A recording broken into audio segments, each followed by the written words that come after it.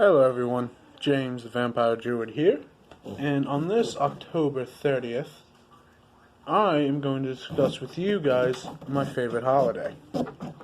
As you might have guessed, considering the oh-so-conspicuous timing of this, my favorite holiday is, of course, Halloween. And that's for quite a few different reasons. One, free candy is always awesome. That definitely got me as a kid. Another is as a druid, which is a form of neo-paganism, Halloween is an important night. It's the more or less pagan New Year's, the time in which this world and the world of the dead are closest, allowing the spirits of the dead to come and interact with the spirits of the world, spirits of the living world, us.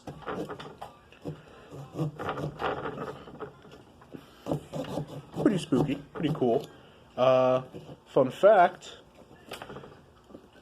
you might have guessed right now, I am carving a pumpkin. Gotta get them spooky jack-o'-lanterns. And the carving pumpkins is a pagan tradition. It follows along incredibly similar lines as why people wore masks during Halloween when attempting to contact the spirits of the dead, of their lost loved ones.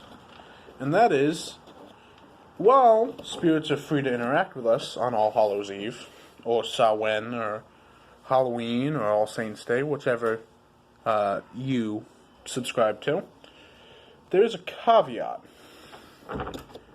They have to, much like Cinderella has to leave by midnight, lest her ruse be revealed. The various spirits that come into this world at this time have to return to the land of the dead, lest they be trapped amongst the living. This can do a number of very not great things, chief of which is, they can become vengeful spirits, trapped in a world that is no longer for them. Go mad, become vengeful. Nobody wants your great Uncle Johnny haunting your entire existence. So they wore masks. These masks scared away, or blended in, depending on your definition, the evil spirits, while also hiding the identity of the living loved ones that were contacting the spirit. As such, it was to confuse these spirits so that they would not follow the living home and get trapped on this side of the world. Carving pumpkins achieves something similar. It scared away evil spirits,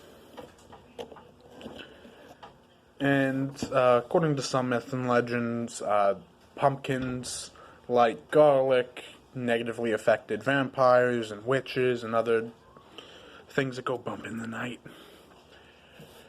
So, people would take pumpkins, carve them, make scary faces to ward away the evil spirits and to keep the vampires and various other evil creatures at bay. When the Romans came and started to appropriate pagan culture in an effort to kind of convince most of the pagans, you can convert to Christianity and pay us tithes, give some donations to the church, preferably in the form of money or food. And you can still do the things you like. You could still, have your winter bonfires in the pine forests. We're just gonna nail a couple crosses up, just a little decoration. You can still contact the spirits of the dead and have your change, your New Year's, your changing of the seasons festival. But you're gonna pay a couple tithes to the church. Uh,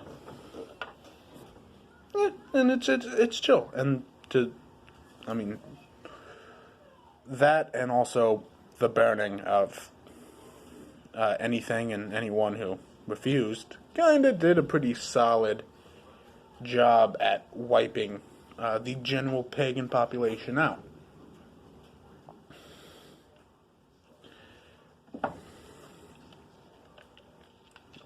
Over the years, the Catholics have created a number of changes within the holiday.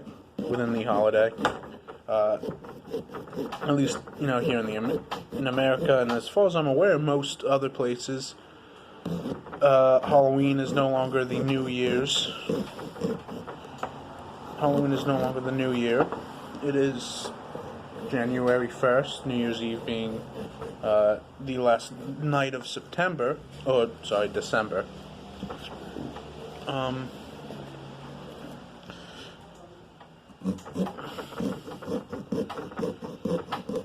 And so that kind of got a little lost in history.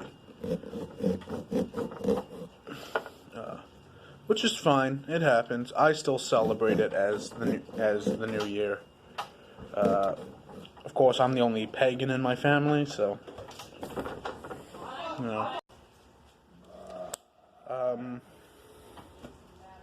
I paused because I had some couple of people coming through to grab their pumpkins so they can do it inside the house.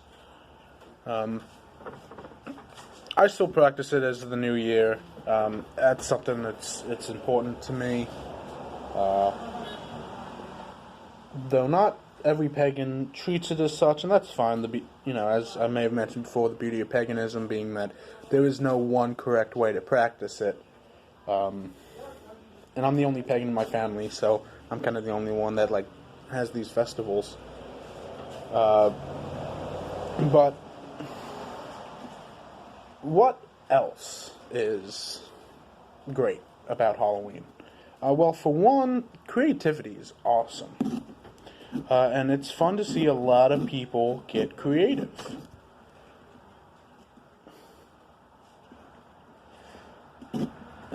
Creative with costumes, creative with decorations.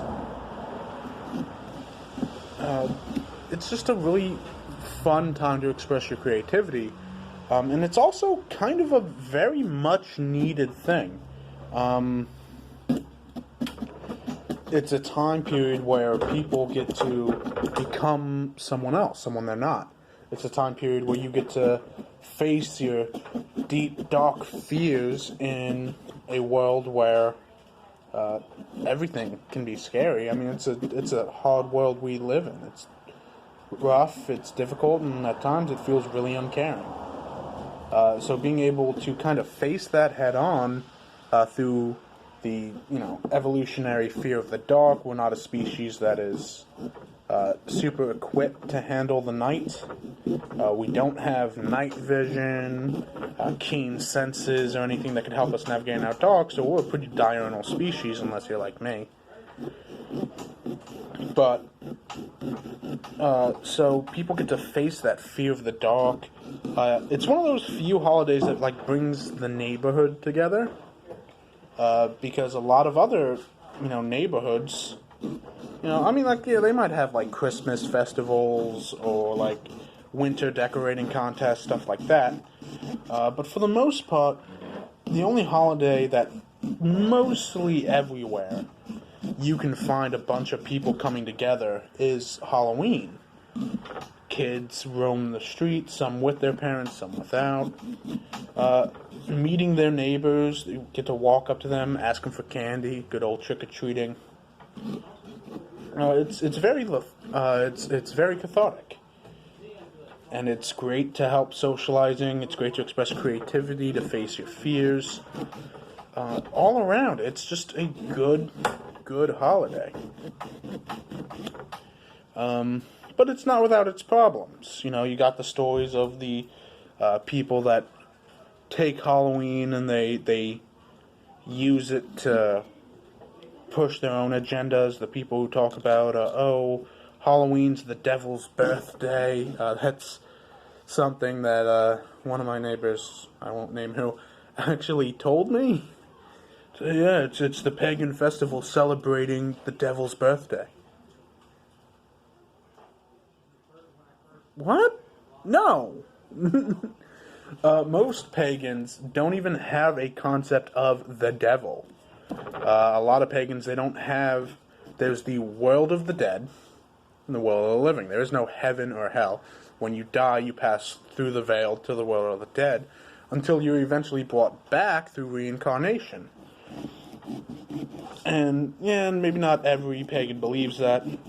Again, there's not one true way to be a pagan. There's not one true practice. But I don't have any concept of the devil.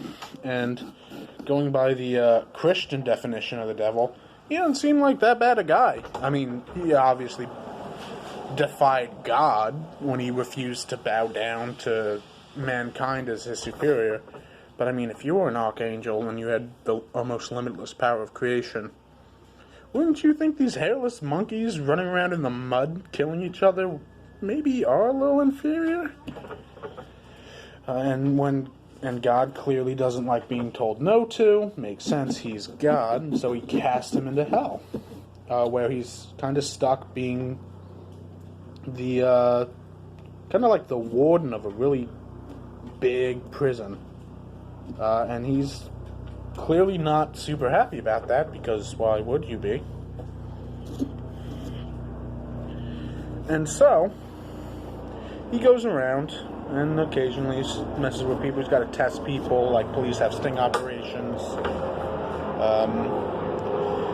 But whether or not you believe the devil's just a dude who got a really crappy job, or you believe that the devil is just he's evil incarnate, regardless of what you really believe, Halloween is not his birthday. Would archangels even have birthdays? Would God celebrate that in the Christian faith? This is the day I willed you into being. So it's not the devil's birthday. And then you get the people who talk about the people who spike kids' candy. They put all sorts of nasty, horrible things in their candy. Which, I mean, there have been a few accounts of that exact thing happening, and it's horrible. But a lot of people use that as an excuse to distance themselves, keep their kids away from each other, which I think says more about how, as a society, we respond more to fear than anything, which is kind of the point of Halloween, facing your fears. But it's just difficult. You get a lot of, I love this holiday. It's people, they get to be creative. You get to see all the neighborhood kids running around. They meet their families meet their neighbors. You get to see all these cute kids in costumes. You get to see teenagers and young adults that do really cool things with their costumes. You get to see the cool decorations. There's, the chill in the air, the moonlight cascading through the colored leaves as the wind sweeps through the neighborhood. It's spooky, it's chilly, it's something that is an inherent part of our nature, an inherent part of how we evolved as a species. So it really annoys me when people try to take that away from other people. So I don't think that there's anyone who shouldn't celebrate Halloween. If you choose not to, that's fine. If you think, I'm not going to spend a bunch of money on candy just to give it to kids for free, I mean, that's your right. You're an asshole, but that's your right, cheapskate. God forbid kids have a little bit of fun that you don't benefit from. You got the people that yell at 14, 15-year-olds, you're too old for trick-or-treating. Trick-or-treating's for kids. That's not true. Historically, it's been done for kids. Back when it was All Saints' Day or All Martyrs' Day, whatever it was, in England, kids started trick-or-treating, and it was pennies for the poor. So it was underprivileged kids that would go around asking for small amounts of money instead of candy. Eventually, people stopped giving out money. They started giving out food, which became desserts, which became candy over the years.